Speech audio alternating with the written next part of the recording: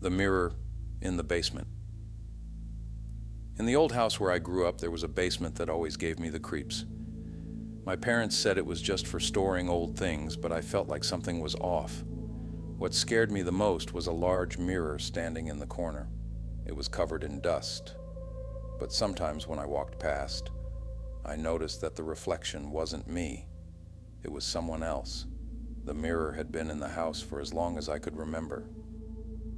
My grandmother once told me it belonged to a distant relative who had disappeared under mysterious circumstances. She warned me never to touch it, but as a child, I was too curious to listen. One day, I wiped the dust off the surface, and for a moment, I thought I saw a shadow move behind me. I turned around, but there was nothing there. Years passed, and I tried to forget about the mirror, but one night, I heard strange noises coming from the basement. It was a faint whisper, as if someone was calling my name. I tried to ignore it, but the sound grew louder, more insistent. I grabbed a flashlight and decided to go down and check. The basement was cold and damp, the air thick with the smell of mildew.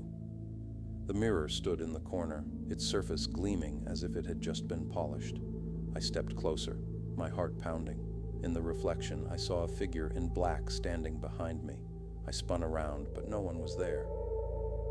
When I looked back at the mirror, the figure was closer, its hand reaching out toward me. I ran out of the basement and slammed the door shut. The next day, I told my best friend Mark about what had happened. He laughed and said it was just my imagination. To prove me wrong, he decided to go down to the basement himself. I waited upstairs, pacing back and forth. Minutes passed, and then I heard Mark scream. I rushed down the stairs and found him standing in front of the mirror, his face pale and twisted in terror. He couldn't speak, only pointing at the mirror.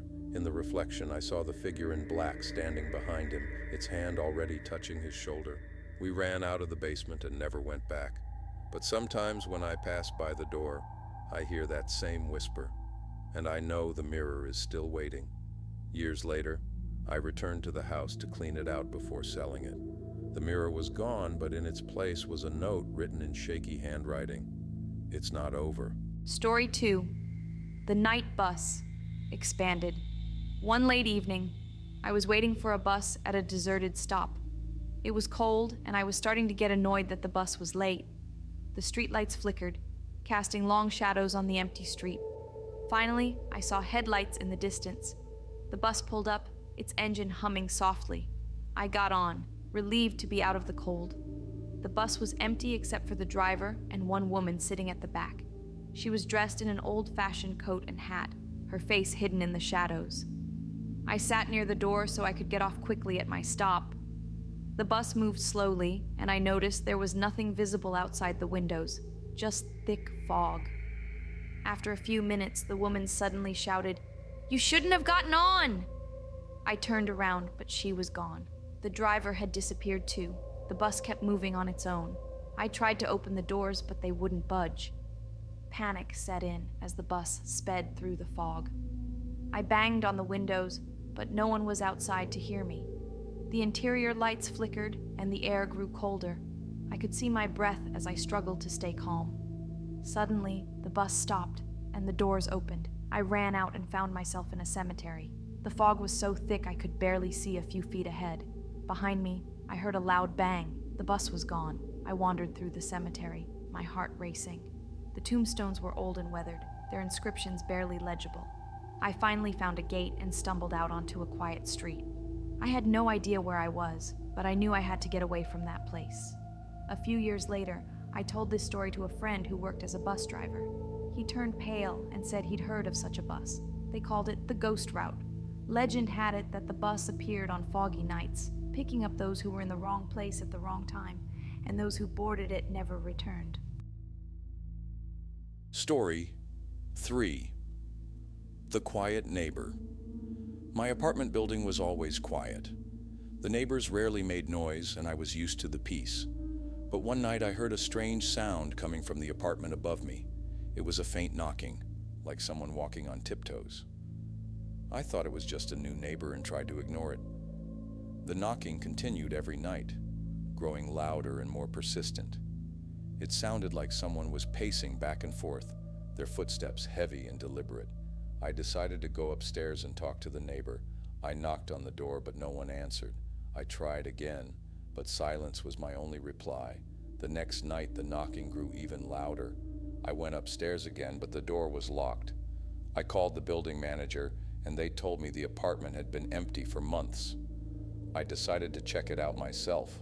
I found the key to the apartment and opened the door. Inside, it was empty, just dust and silence. But on the floor, I saw footprints leading to the window. I stepped closer and saw writing on the glass, "You shouldn't have come in here."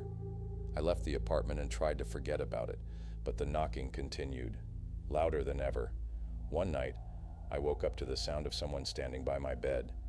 I could feel their presence, but when I turned on the light, no one was there. The next day, I moved out of the apartment.